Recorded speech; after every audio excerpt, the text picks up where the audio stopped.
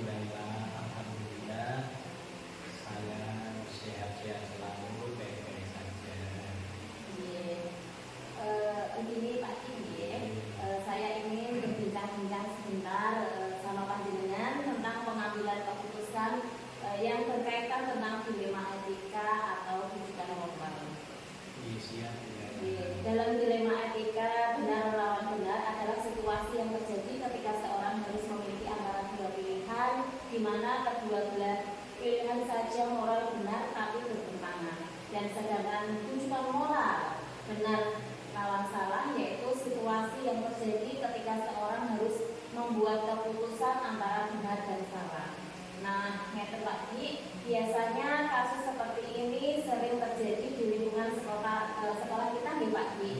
Apalagi kaitannya dengan tugas seorang pemimpin, panjenengan sebagai seorang kepala sekolah, pemimpin pembelajaran, yang manakala jika ada suatu permasalahan, tentunya Bapak sebagai kepala sekolah berkewajiban untuk mengambil keputusan yang terbaik ya Pak Ki.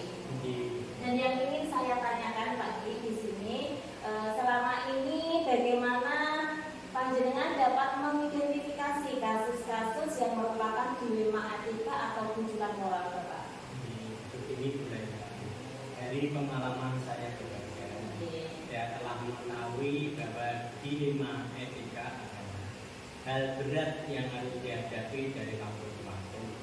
Ketika saya menghadapi situasi dilema etika, akan ada nilai-nilai kebajikan yang mendasar, yang bertentangan seperti cinta dan kasih sayang, kebenaran, keadilan, kebebasan, persatuan, toleransi, tanggung jawab, dan penghargaan akan hidup.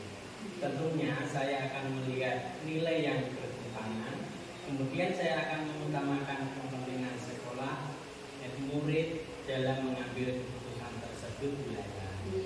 Lalu selama ini bagaimana panjenengan menjalankan pengambilan keputusan di sekolah panjenengan Bapak? Terutama untuk kasus-kasus di mana ada dua kepentingan yang sama-sama benar atau sama-sama mengandung nilai kebajikan.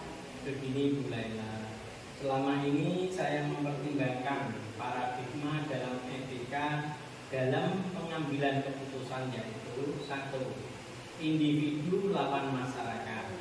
Dalam paradigma ini ada pertentangan antara individu yang terdiri sendiri melawan sebuah kelompok yang lebih besar, di mana individu ini juga menjadi bagiannya.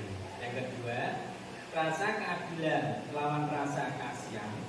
Dalam paradigma ini ada pilihan antara mengikuti aturan tertulis atau tidak mengikuti aturan sepenuhnya.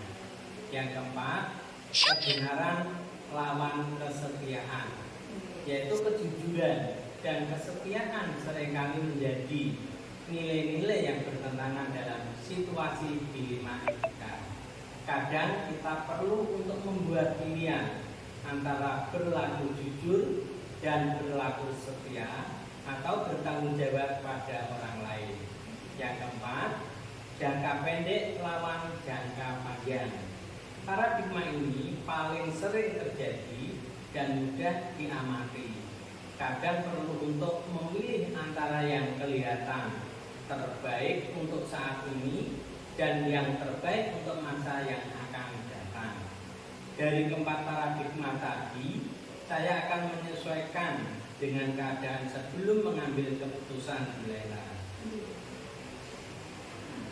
Langkah-langkah atau prosedur seperti apa ya Pak yang bisa panjenengan lakukan untuk mengambil keputusan selama ini? Ada 9 langkah Bu Laila, dan juga ada beberapa pengujian dalam pengambilan keputusan. Dari langkah dan pengujian tersebut, saya akan melaksanakan sesuai dengan urutannya sehingga saya mendapatkan hasil pengambilan keputusan yang tepat dan berimbang demi kepentingan bersama dan mengutamakan kepentingan sekolah serta peserta didik. Hal-hal apa saja yang selama ini panjenengan anggap efektif dalam pengambilan keputusan pada kasus-kasus dilema etika? selama ini saya menganggap karsa merupakan suatu unsur yang efektif karena tidak terpisahkan dari perilaku manusia. Karsa ini pun berhubungan dengan nilai-nilai atau prinsip-prinsip yang dianut oleh seseorang, disadari ataupun tidak.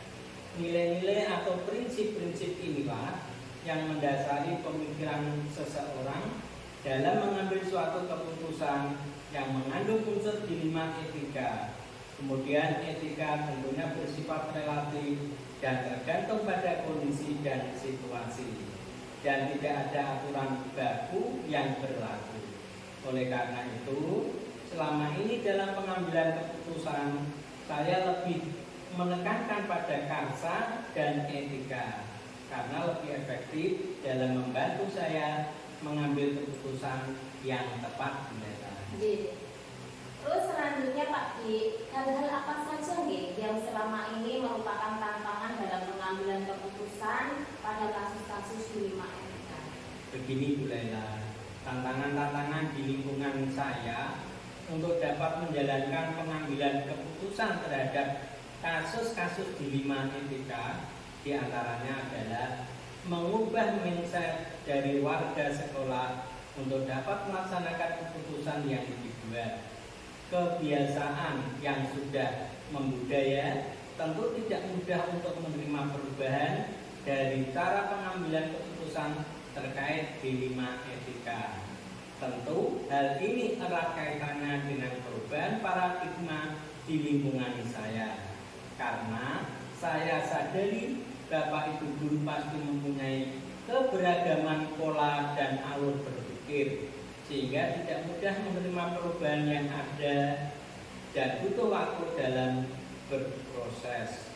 Pengambilan keputusan yang kita ambil ini akan berpengaruh dengan pengajaran yang memerdekakan murid-murid kita, karena akan berdampak pada keputusan pemilihan strategi, model, metode, media, dan proses pembelajaran yang akan dilaksanakan Bapak Ibu guru. Akhirnya dengan mempelajari modul ini maka akan berpengaruh terhadap keputusan pembelajaran yang tepat untuk menajamkan potensi murid kita yang berbeda-beda dan penuh keunikan budaya. Dan selanjutnya Pak Ki, apakah panjenengan memiliki sebuah tata cara atau jadwal tertentu dalam sebuah penyelesaian kasus dilema etika? Dan apakah panjenengan langsung menyelesaikan di tempat atau memiliki sebuah jadwal untuk menyelesaikan dalam bentuk atau prosedur seperti apa yang panjenengan jelaskan? Saya tidak memiliki jadwal khusus dalam pengambilan keputusan. Saya akan memprioritaskan pengambilan keputusan pada permasalahan yang urgen terlebih dahulu, serta menyangkut kepentingan banyak orang atau kepentingan sekolah serta kepentingan peserta didik. Untuk prosedur yang saya pakai, biasanya saya mengacu pada paradigma pengambilan keputusan yang telah ada sebagai acuan dan pedoman saya. Terus adakah seseorang atau faktor apa yang selama ini mempermudah atau membantu panjenengan dalam pengambilan keputusan dalam kasus-kasus dilema etika ini Pak? Begini Bu Laila, untuk mempermudah saya dalam pengambilan keputusan, kita perlu pertimbangan dan pendapat orang lain, baik dari intern sekolah, wali murid, komite, atau bahkan dari atasan kita. Hal ini supaya apa yang sudah kita tetapkan sebagai keputusan tidak merugikan salah satu pihak dan mengutamakan kepentingan yang lebih besar. Dari semua hal yang telah disampaikan panjenengan tadi, pembelajaran apa yang panjenengan petik dari pengalaman panjenengan dalam pengambilan keputusan dilema etika ini? Dari pengalaman kita bekerja pada institusi pendidikan, kita sering dihadapkan pada rujukan moral dan dilema etika. Pada kondisi rujukan moral, kita pasti dapat berpegang pada aturan yang normal yang berlaku. Karena dalam rujukan moral, pilihan yang ada adalah salah dan benar. Akan tetapi berbeda halnya jika kita dihadapkan pada situasi dilema etika. Kita telah mengetahui bahwa dilema etika adalah hal berat yang harus dihadapi dari waktu ke waktu. Ketika kita menghadapi situasi dilema etika, yaitu situasi yang bertentangan seperti cinta dan kasih sayang, kebenaran, keadilan, kebebasan, persatuan, toleransi, tanggung jawab, dan penghargaan akan hidup.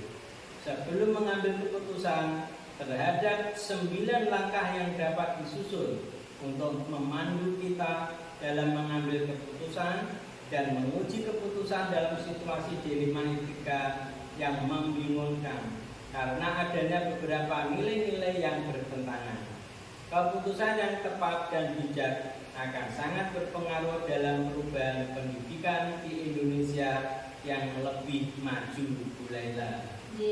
Terima kasih Pak Di, saya ucapkan terima kasih atas waktunya.